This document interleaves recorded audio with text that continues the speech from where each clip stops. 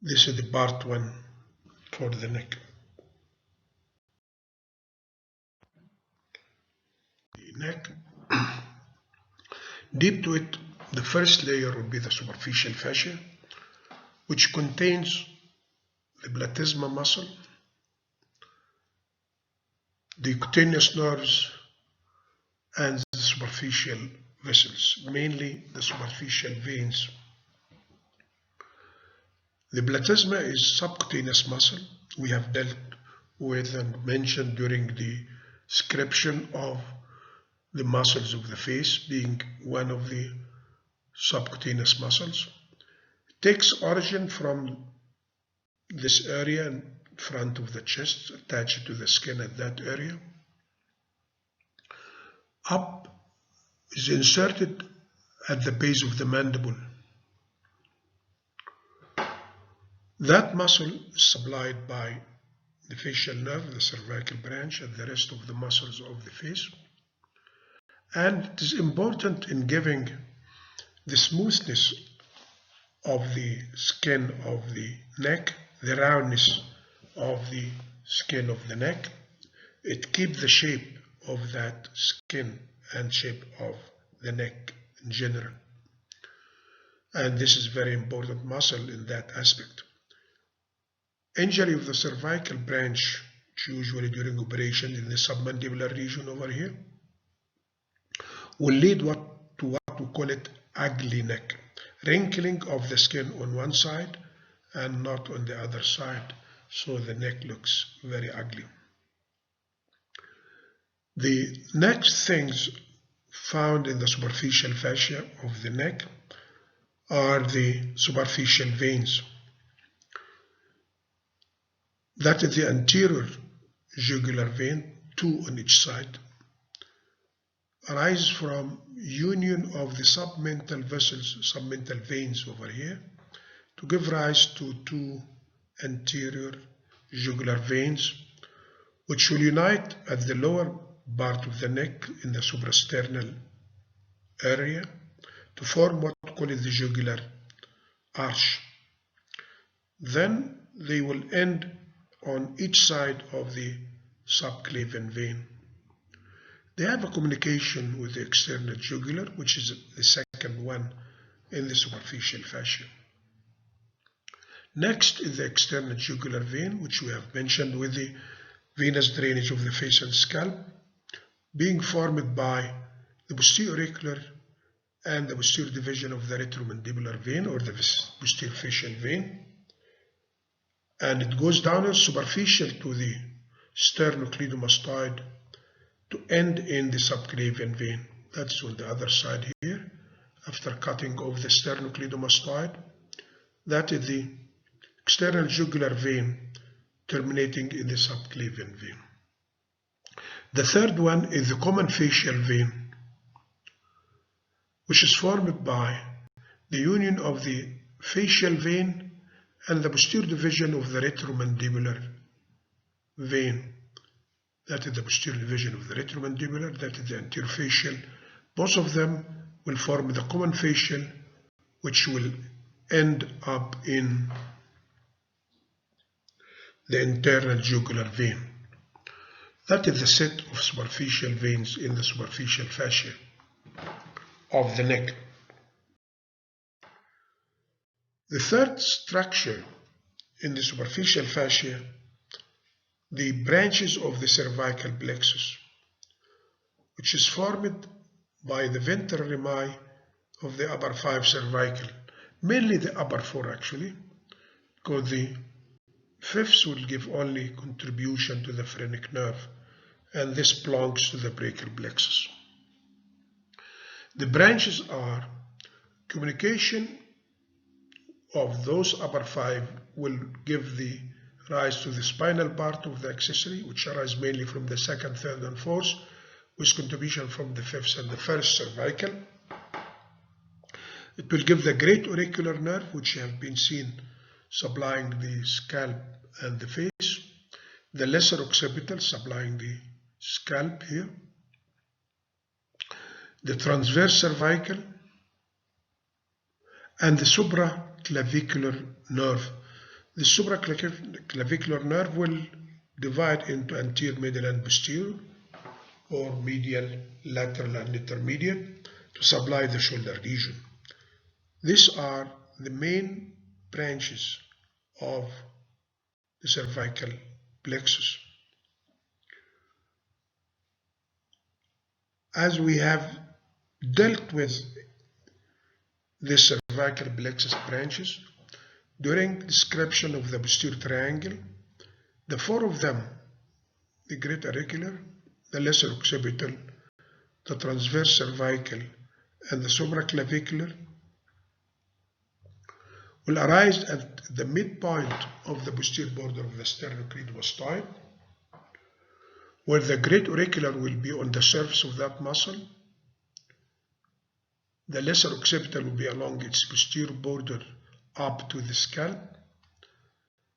The transverse cervical will cross horizontally the middle of that muscle to the middle line of the neck. Supraclavicular will descend along the posterior border of that muscle downwards to end by supplying the shoulder. The first cervical will join the hypoglossal nerve in its sheath, and then it will supply directly that first cervical through the hypoglossal to the geniohyoid muscle and the sternohyoid muscle, and then give what we call it descending hypoglossi or superior limb. The second and third will unite to form the descending cervicalis or the inferior limb, to form what we call it the ansa cervicalis. From the ansa, two branches to the two bellies of the omohyoid, the superior and inferior, branch to the thyrohyoid, and branch to the sternothyroid muscle. From the roots, there is some muscular branches to the longus-scoli muscles and the scalene muscles, the prevertebral muscles. That is the cervical plexus branches which are found in the superficial fascia of the neck. Reflection of the superficial fascia will expose the deep fascia. And the deep fascia here, having three colors. The red one is the investing layer, which we have dealt with again in the posterior triangle. As you can see, it will pass laterally to split into two layers, enclosing the sternocleidomastoid, then unite to form the roof of the posterior triangle, to resplit to surround the trapezius muscle, ending up in the spinous process of the cervical vertebrae. That's what we call it the investing layer, the most superficial layer of the deep fascia of the neck. Upwards, the investing layer will be attached to the base of the mandible. Laterally, it will split again to surround the parotid gland, forming the capsule of the parotid gland. Downwards, it reaches down to the two sides of the root of the neck, where it's fused with the clavicle. In between, it will fuse with the suprasternal notch, where it is divided into two layers, creating a space between these two layers downwards. The second layer is what we call it the prevertebral fascia, the one in green here. That prevertebral fascia will cover the muscles anterior to the vertebrae, mainly the longus scoli and the scalene muscles. Longus scoli is here, this is the scalene muscles. And posteriorly, the muscles of the floor of the posterior triangle, and we have seen that in the posterior triangle also. Covering those muscles will also cover the trunks of the brachial plexus as it comes between the scalenus medius and scalenus anterior. That fascia anteriorly splits into two layers. One of them, the superficial one, is what called the alar fascia, and this is the prevertebral fascia, creating a space here, which we call it the retropharyngeal space. That is the second deep fascia of the neck.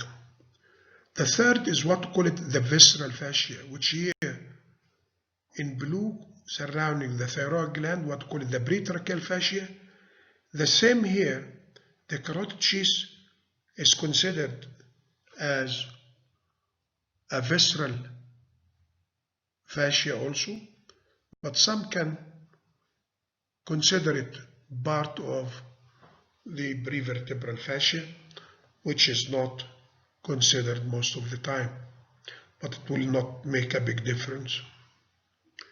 The pretracheal fascia starts in the thorax around the trachea, ascends upwards in front of the trachea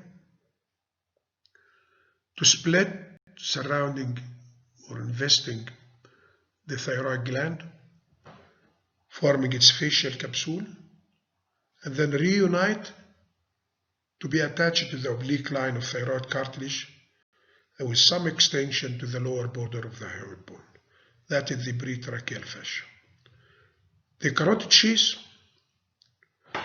will surround both the common carotid and the anterior jugular, starting from the root of the neck upwards.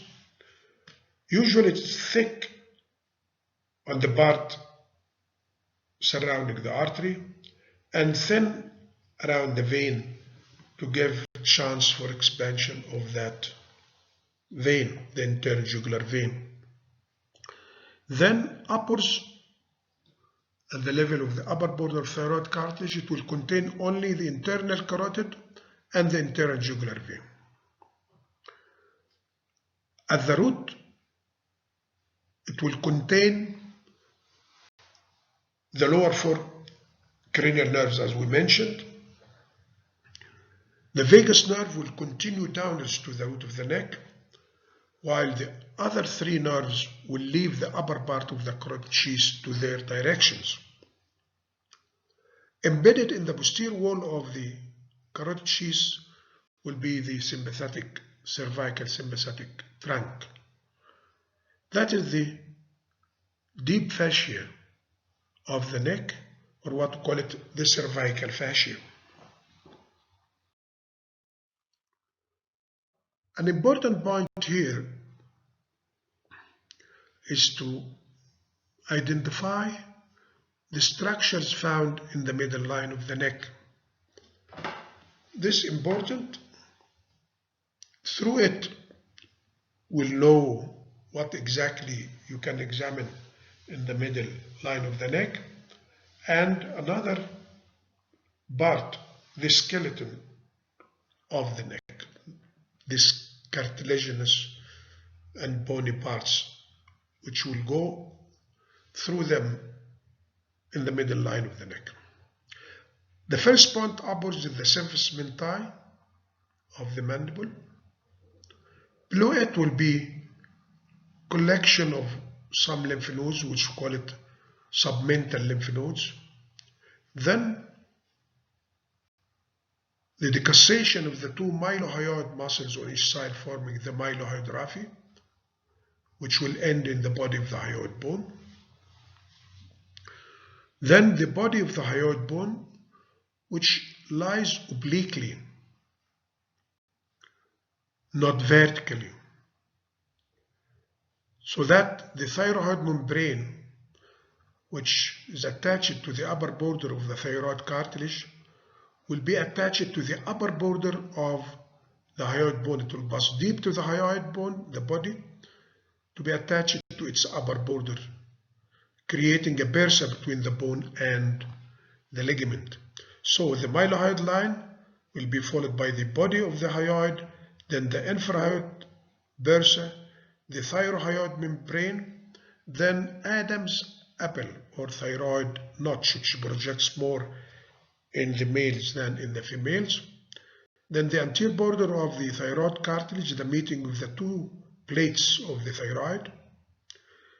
Then the cricothyroid ligament, that is the cricoid cartilage here, with the ligament in between the thyroid and the cricoid, what we call it the cricothyroid membrane. Then the cricotracheal ligament, which is attached between the cricoid and the first tracheal ring here. Then the isthmus of the thyroid gland. Then the jugular arch formed by the two anterior jugular veins. And lastly, the suprasternal notch. These are the structures in the middle line of the neck. Now we are going to describe the anterior triangle of the neck.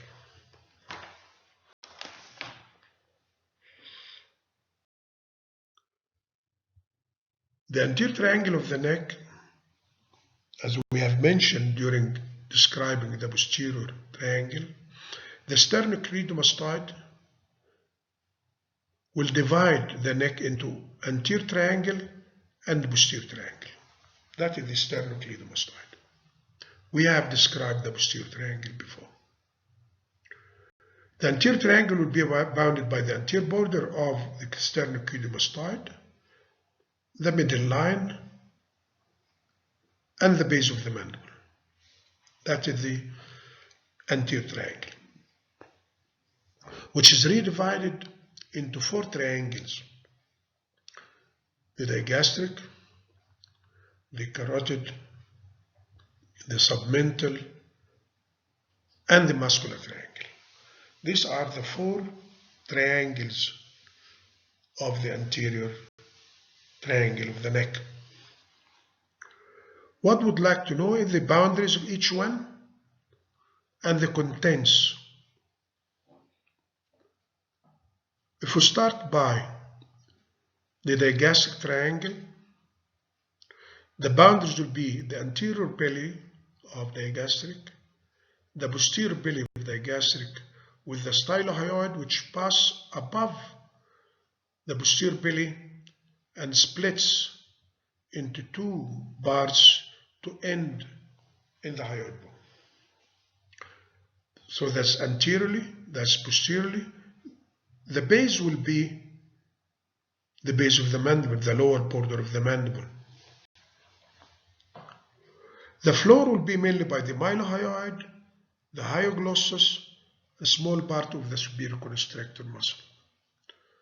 The roof will be mainly by skin superficial fascia with the platysma and deep fascia, and this applies for the four of them. The boundaries of the carotid triangle will be the posterior belly of the digastric, the superior belly of the omohyoid, the anterior border of the upper half of the sternocleidomastoid. The floor will be mainly by the inferior constrictor, part of the middle constrictor, and a small part of the cricothyroid muscle.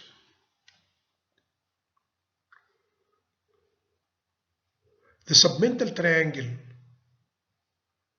will be bounded by the anterior belly of the digastric, the middle line, and the body of the hyoid bone.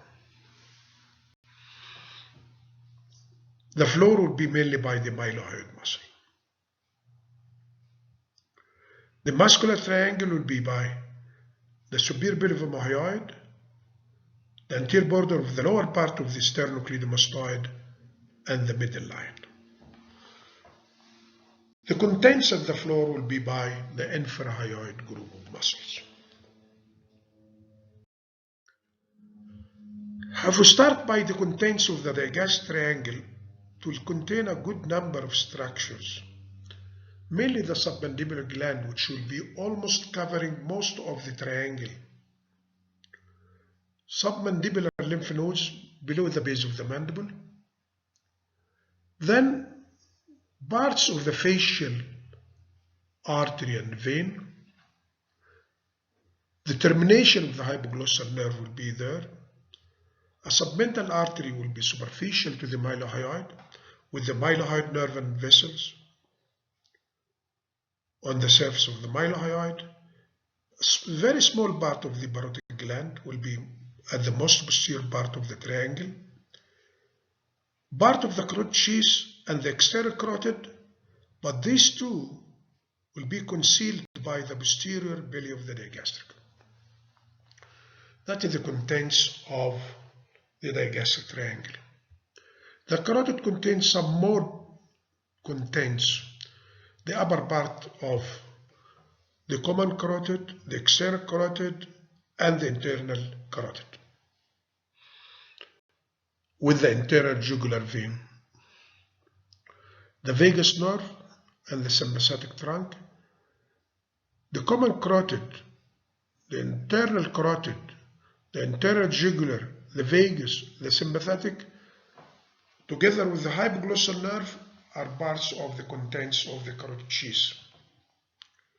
The hypoglossal nerve, as we said, the ansa cervicalis will be in the roof of that triangle.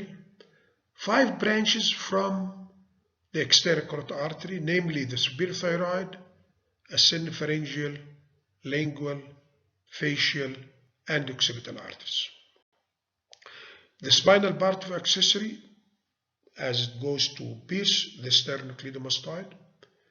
The terminal parts of the common facial vein, lingual vein, superior thyroid, which will end all of them into the internal jugular vein. Then the 2 branches of the superior laryngeal nerve, the external and internal laryngeal nerves. The submental will contain only the submental vessels, submental vein, which will unite to form the anterior jugular vein. These are the contents of the 3 triangles. As we said, the muscular triangle will contain only these muscles of the infrahyoid group, the strap muscles. That's a good dissected body showing some of the contents of the carotid triangle. Reflection of the sternocleidomastoid here, part of it, to show the common carotid, upper part, external carotid, internal carotid. The jugular vein will be over here. Then that is the hypoglossal nerve, which is important to see here that it curves around the occipital artery and forms a loop which will cross the loop of the lingual artery, which appears deep to that nerve here, starting from here, forming a loop. And then that is the ansa cervicalis, as we said, will be in the roof. And the superior thyroid artery and the facial artery will be here. That is the facial artery. So we have this is the lingual, as we said. That is the ansa. That is the superior thyroid and the facial. On the medial aspect of the external carotid will be the ascending pharyngeal artery. The ascending pharyngeal artery. That is the sum of the contents of the carotid triangle. That is the digastric triangle here. Does not show too much except the facial artery here. Now we are going to do the infratemporal fossa. In the place found just below the greater wing of the sphenoid, anterior to the back of the maxilla, hidden by the ramus of the mandible. Mean to say you cannot see that fossa except when you remove the ramus of the mandible to reach that fossa. So the roof is mainly by the infratemporal surface of the temporal bone, the greater wing of the sphenoid, and it is continuous with the temporal fossa above, deep to the zygomatic arch. That's an opening there. The medial wall by the lateral pterygoid plate and the wall of the pharynx with two small muscles there, the tensor and levator palatae muscles. The lateral wall, as we said, by the medial wall of the mandible. That is the anteriorly will be the back of the maxilla, and posteriorly will be the neck of the mandible. Is the main feature of the anterior and the posterior relations of that fossa. The contents are the lateral and the medial pterygoid muscle. These are the main muscles, with the two small muscles, the tensor and the levator palatae muscles. Both the mandibular and the maxillary nerves and the otic ganglion.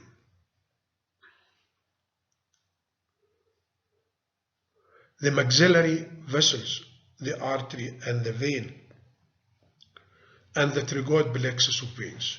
These are the main contents of the infratemporal fossa. As far as the mandibular and the maxillary nerves, we have described them before. The maxillary nerve will be hardly seen in the fossa as it comes out from the trigomandibular fossa, out through the trigomaxillary fissure, and directly to the inferior orbital fissure, just passing by. But the main one is the mandibular nerve and its branches, with the otic ganglia, which is suspended from the trunk of the mandibular nerve. These are the contents of the infratemporal fossa. The medial and the lateral pterygoid muscles. They are part of a group which we call them the muscles of mastication. They include, together with the two pterygoids, the masseter and the temporalis muscles. These four muscles are supplied by the anterior division of the mandibular part of the trigeminal nerve. Here you can see the temporalis muscle, the lateral pterygoid, the medial pterygoid, and the masseter, the four muscles. That is the buccinator, one of the muscles of the face. That's a very good specimen, dissected one. As for the masseter, it takes origin from the lower border and the inner surface of the zygomatic arch, the one broken over here. For the insertion, it is divided into three groups of fibers: superficial, deep, and middle fibers, and they got inserted into the outer surface of the ramus of the mandible. Their action, the action of this muscle, is mainly the elevation of the mandible. As for the temporalis, it arises from the whole temporal fossa up to the superior temporal line. Also from the deep aspect of the very strong fascia covering the muscle, what we call it the temporal fascia. The muscle will be inserted into the coronoid process of the mandible through its medial surface, apex, anterior and posterior border of that process. Also, it's inserted into the anterior border of the ramus of the mandible down to the last molar tooth. The action of that muscle is mainly elevation of the mandible, but the posterior fibers can retract the protruded mandible That is the action of the temporalis muscle. The second muscle here is the third one, the lateral pterygoid muscle. This muscle here, the lateral pterygoid. It arises by two heads, an upper head and lower head. The upper head from the infratemporal surface and infratemporal crest of the greater wing of the sphenoid, while the lower head will take origin from the lateral surface of the lateral pterygoid plate. That is the lower head. Both will be inserted into three parts.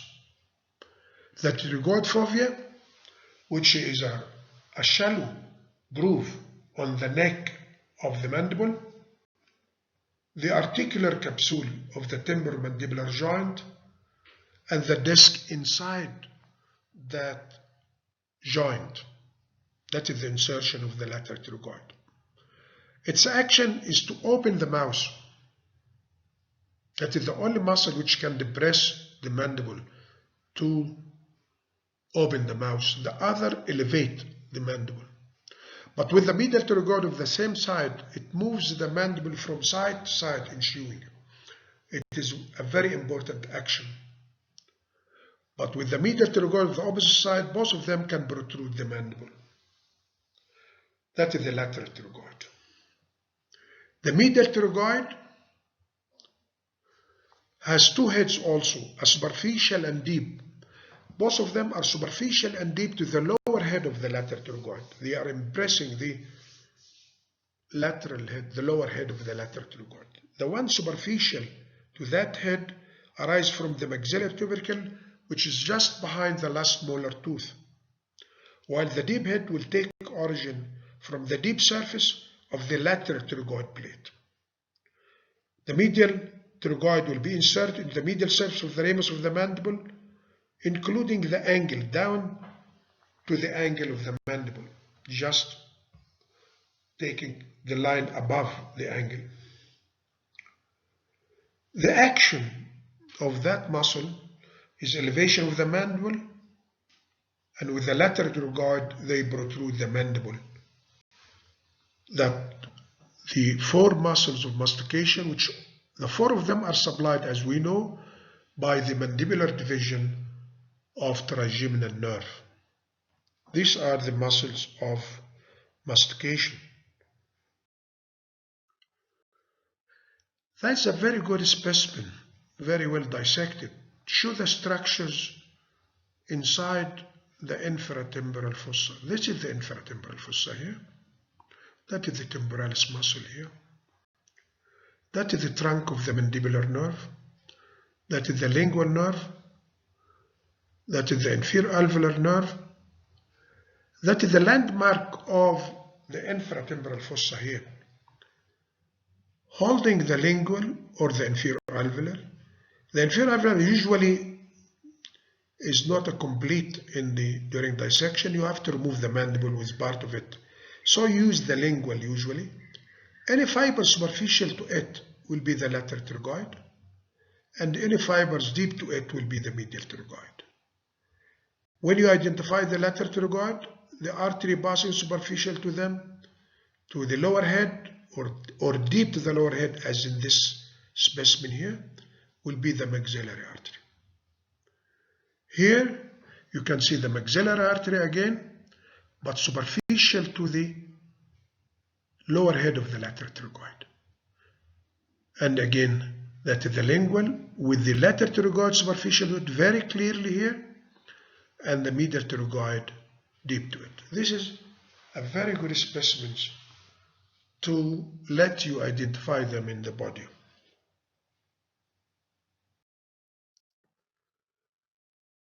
The maxillary artery, one of the contents of the infratemporal fossa.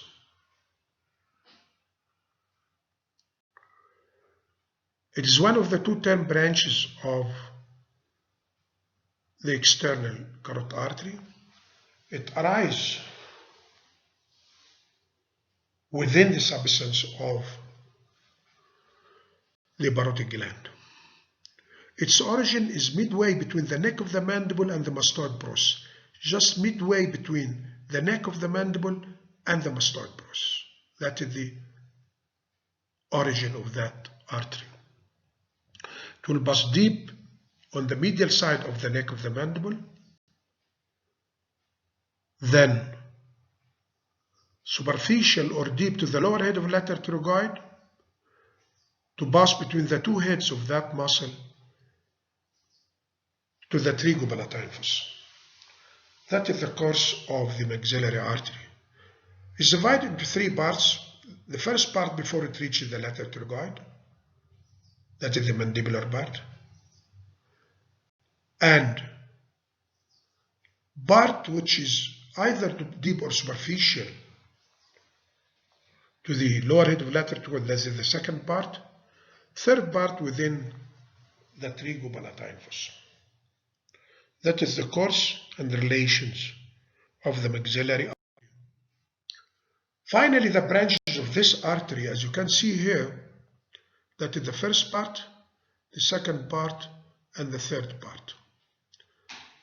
In the first part, there is some named branches. In the second part, branches go with the branches of the mandibular, anterior division mandibular nerve, mainly muscular branches with the buccal branch of the mandibular, anterior division of the mandibular. While the third part will be branches which correspond to the branches of the maxillary artery and the pterygopalatine ganglion. So from the first part, you can see the deep auricular, the anterior tympanic, the middle meningeal, the accessory meningeal, and the buccal artery.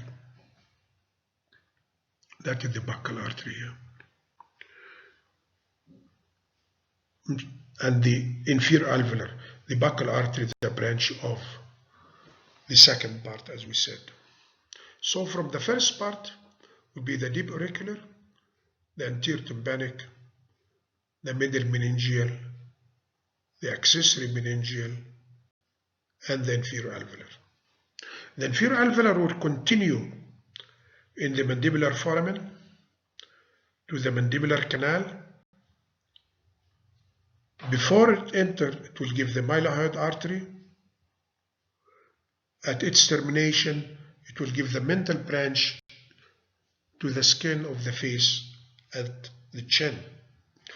The second part, as we said, will give the pterygoid to the pterygoid muscles, the masseteric to the masseter, the temporal, deep temporal to the temporalis, and the buccal branch.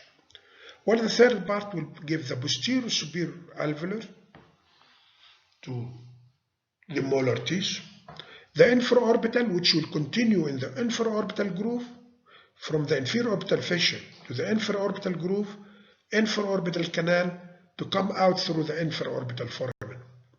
It will give the same branches as the infraorbital nerve. It will give the anterior and middle superior alveolar. It will give branches in the face, which are the palpebral, the nasal, and the labial. Then the greater palatine artery, and this greater palatine artery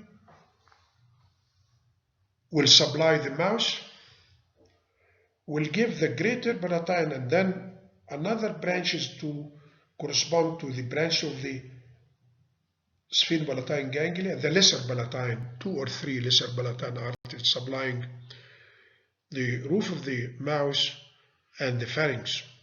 Sphenopalatine, this is the main artery going to the nose and will be described with the nose, a pharyngeal branch, and an artery to the pterygoid canal. These are the branches of the maxillary artery.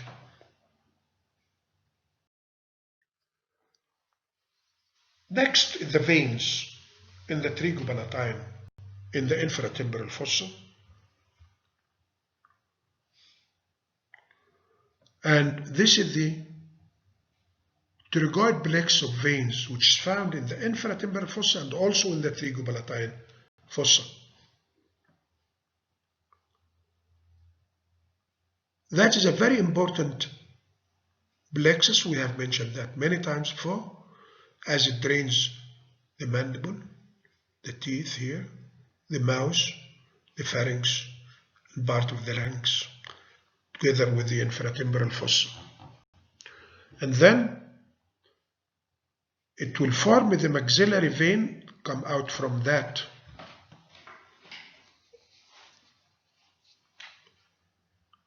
plexus to end up by uniting with the superficial temporal vein to form a retromandibular vein.